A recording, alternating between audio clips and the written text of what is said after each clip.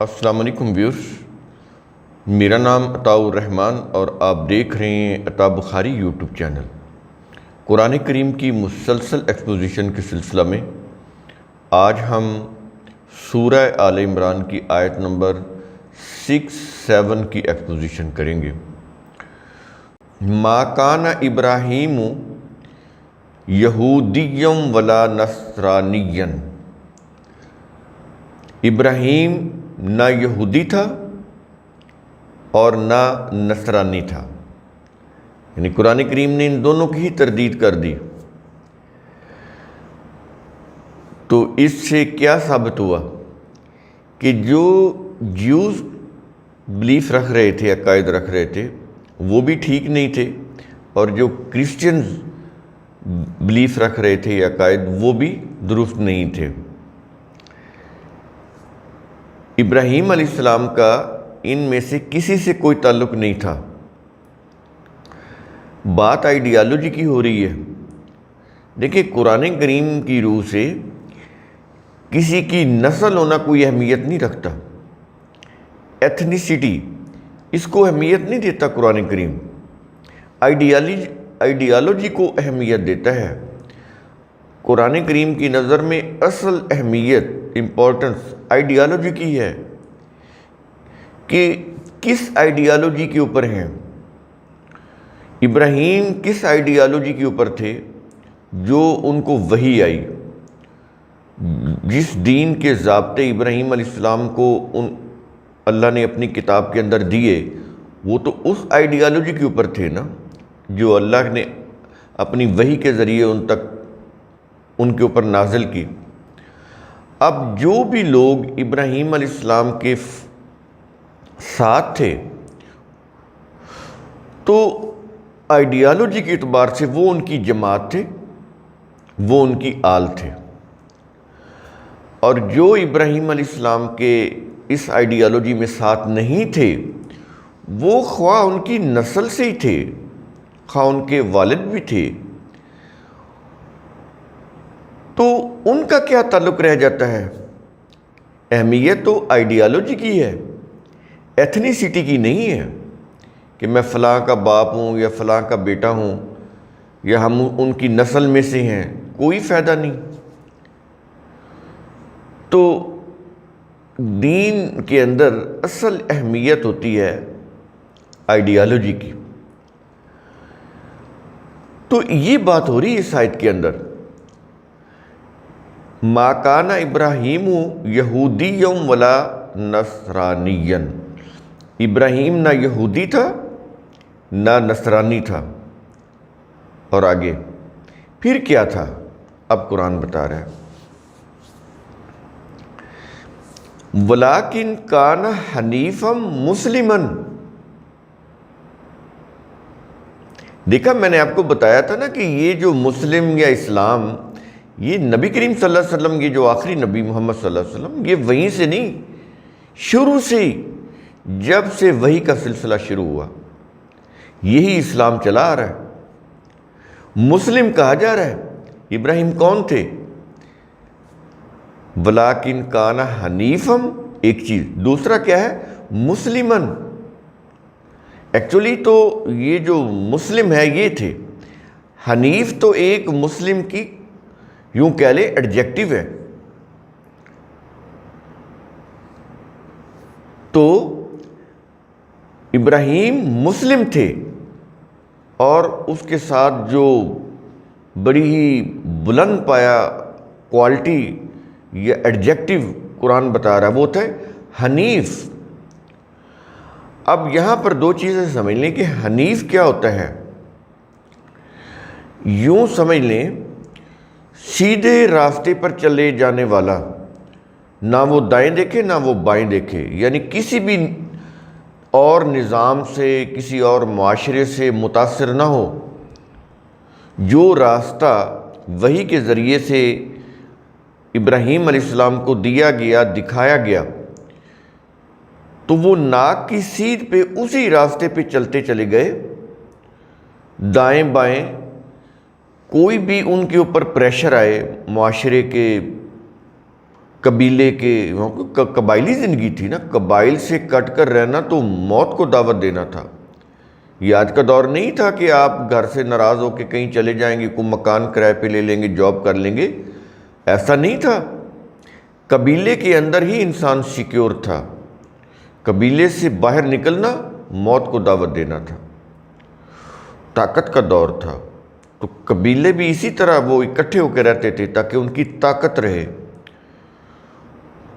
تو اس دور کے اندر ابراہیم علیہ السلام کا سیدھے دین کے راستے کے اوپر چلتے چلے جانا، صراط مستقیم یعنی سیدھی راہ کے اوپر چلتے چلے جانا، دائیں بائیں وہ جو ان کے مذہبی ریلیجس پریسٹ، ان کا جو مذہبی نظام اور وہ جو ان کے سیاسی نظام، پھر یوں کہہ لیں ڈکٹیٹرشپ، یہ ساری چیزیں تھیں، ملوکیت، بادشاہت، مذہبی پیشوائیت۔ خود ان کے جو والد تھے وہ بہت بڑے مذہبی پیشوا تھے، ان کے پاس بڑے اختیارات تھے، ایون کہ بادشاہ بھی اگر کوئی فیصلہ کرتا تھا کسی کو سزا دینے کا تو اس کے اندر ان کی کنسنٹ ضروری ہوتی تھی، ابراہیم علیہ السلام کے والد کی، اور وہ ہیڈ آف دا پریسٹ تھے، جتنے بھی وہاں پر مذہبی پیشوا تھے ان کے بھی ہیڈ تھے۔ تو اس سے آپ اندازہ لگائیں کہ ان کے گھر میں جب ابراہیم علیہ السلام پیدا ہوئے اور وہ سب کا انکار کر رہے تھے، جتنے بھی ان کے خدا تھے، تو پھر آپ سوچیں تو صحیح کہ ان کے لیے کتنی مشکلات ہوں گی۔ تو یہاں پر یہ چیز کہا جا رہا ہے قرآن کے اندر کہ ابراہیم علیہ السلام حنیف تھے، کسی نظام سے، کسی قوت سے متاثر نہیں ہوئے، سیدھا جو دین کا راستہ تھا صراط مستقیم اسی کے اوپر چلتے چلے گئے۔ یہ تو ہو گیا حنیف، اور اس کے ساتھ کیا ہے اصل چیز جو مسلمن کون ہوتا ہے؟ مسلم کون ہوتا ہے؟ جو اپنے عقائد، نظریات، تصورات، اپنا مسلک، اپنا مذہب، کوئی بھی چیز ہو، سب کچھ اپنے ذہن سے نکال کے بالکل خالی ذہن ہو کے خالص اللہ کے قوانین کے سامنے اپنا سر جھکا دے، یہ ہوتا ہے مسلم۔ یہ کلمے پڑھنے سے مسلم نہیں ہوتا، پڑھتے رہیں آپ۔ اسلام اللہ کے ساتھ عہد ہے، اللہ کے قانون کے ساتھ، اس کے نظام کے ساتھ، وہ تو ایک عہد کا نام ہے۔ تو ابراہیم کون تھے؟ نہ جیوز میں سے تھے نہ کرسچن میں سے تھے، کون تھے؟ مسلم۔ اور مسلم کون ہوتا ہے؟ اللہ کے قانون کے سامنے اپنا سر جھکا دینا، سر تسلیم خم کر دینا، یوں کہہ لیں سرنڈر کر دینا، کوئی بھی چیز ہے وہ پھینک دینا، سرنڈر کر دینا، ہاتھ کھڑے کر دینا، یہ ہوتا ہے۔ یہ تو جنگ میں ہوتا ہے نا۔ تو سرنڈر کرنے سے مراد یہ ہے کہ ذہن کے اندر جتنے بھی غیر قرآنی یا یوں کہہ لیں کہ اسلام کے خلاف یا اسلام کے برعکس جو بھی نظریات ہیں، عقائد ہیں، مسلک ہے، مذہب ہے، تصور ہے، کوئی بھی کسی قسم کا غیر خدائی، وہ ذہن سے نکال کے خالی ذہن ہو کے اللہ کے قوانین کے سامنے جھک جانا، سر تسلیم خم کر دینا، یہ ہوتا ہے مسلم۔ اگر یہ کچھ نہیں کر رہے، کوئی ریچولز کر رہے ہیں، کلمے پڑھ رہے ہیں، ورد وظائف کر رہے ہیں، تو پھر آپ ریچولز ہیں، ایک ریلیجس ہیں، کسی ریلیجس سیکٹ سے آپ وابستہ ہیں، مسلم نہیں ہیں۔ تو یہ بنیادی چیز سمجھ لیں۔ یہ کہنے کے بعد پھر قرآن کہہ رہا ہے کہ وَمَا كَانَ مِنَ الْمُشْرِكِينَ۔ اب یہ دیکھیں قرآن کریم یہاں پر خود واضح کر رہا ہے کہ شرک کیا ہوتا ہے۔ اس کا مطلب یہ ہوا کہ جیو، کرسچین، شرک کر رہے تھے. اسی لیے تو قرآن کریم نے کہا نا کہ ابراہیم جو تھا وہ نہ یہودی تھا نہ وہ نصرانی تھا، کیونکہ وہ شرک کر رہے تھے. شرک کیا شرک کر رہے تھے؟ وہ اپنے مذہبی وہ جو ان کے احبار رہبان، ان کے پیشوا پریسٹ، ان کو انہوں نے خدا بنایا ہوا تھا، یا ان کے جو پریسٹ تھے وہ ان کے خدا بنے ہوئے تھے. اربابا من دون اللہ بنے ہوئے تھے، اللہ کے سوا ان کے رب بنے ہوئے تھے. وہ جو کہتے تھے یہ حلال ہے وہ حلال ہو جاتا تھا ان کے لیے، جو وہ کہتے تھے یہ حرام ہے وہ ان کے لیے حرام ہو جاتا تھا. جس چیز کو وہ جائز کہتے تھے وہ جائز ہوتی تھی، جس چیز کو وہ ناجائز کہتے تھے وہ ان کو ناجائز قرار دے دیتے تھے. ان کے احبار اور رہبان، علماء اور مشائخ، اور ان کی عوام دونوں، ان کے فالورز دونوں کچھ یہی کر رہے تھے. وہ ان کو خدا بنا رہے تھے اور وہ ان کے خدا بنے ہوئے تھے. عوام ان کو اپنا اربابا من دون اللہ بنا رہی تھی، اور وہ جو ان کے احبار اور رہبان تھے وہ ان کے خدا بنے ہوئے تھے. وہ ان سے پوچھتے تھے کیا حلال ہے، کیا حرام ہے، کیا جائز ہے، کیا ناجائز ہے. یہ پھر ان کو فتوے دیتے تھے، ان کے احبار اور رہبان، ان کے علماء اور مشائخ. تو یہ شرک ہے، ہم نے پچھلے ویڈیو میں آپ کو بتایا.